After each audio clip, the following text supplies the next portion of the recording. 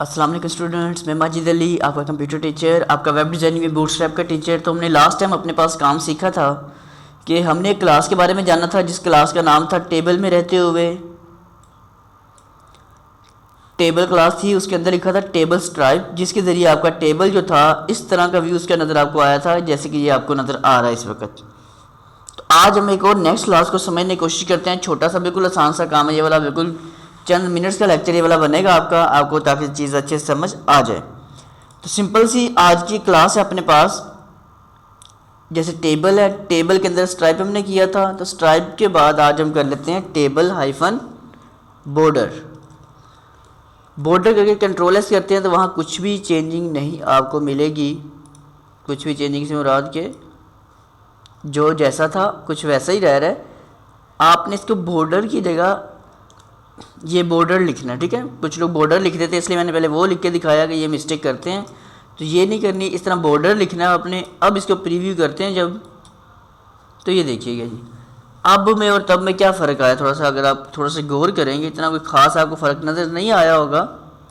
अच्छे से ज़रा दोबारा देखिएगा। मैं ज़रा इस क्लास को मिटा रहा हूँ, कंट्रोल एस करके शो कर रहा हूँ।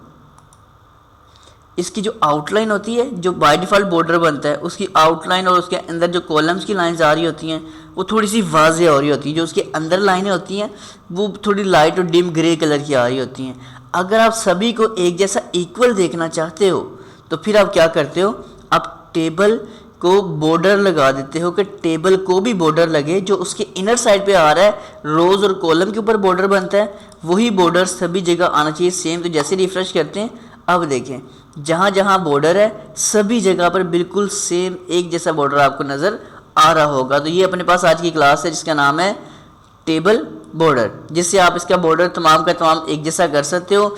दोबारा सारी कोडिंग मैं इसलिए नहीं करता कि सिर्फ और सिर्फ अब एक ही तो चेंजिंग होती है यहाँ पर करने वाली, तो सारी कोडिंग को छेड़ने का मेरे ख्याल से कोई मकसद बनता नहीं अपना, इसलिए मैं इसी काम को डन करके बस छोड़ देता हूँ। तो बस उम्मीद करता हूँ ये आपको बात अच्छी समझ आ चुकी है कि टेबल बॉर्डर में क्या फ़र्क है, खाली बॉर्डर में और टेबल बॉर्डर लिखने में क्या फ़र्क होता है, वो आप पॉइंट अच्छे से पिक कर चुके होंगे।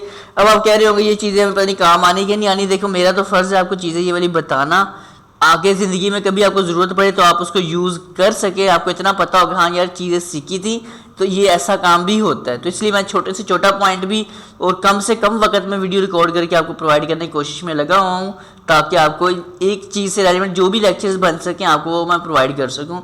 तो अगर आपको ये लेक्चर का कुछ अंदाज़ा होगा, कुछ समझ आई है, तो प्लीज़ इस वीडियो को लाइक शेयर कमेंट ज़रूर कीजिएगा। और आगे समझ गए ना आप लोग, बस ठीक है। चैनल लाजमी सब्सक्राइब कर लीजिएगा।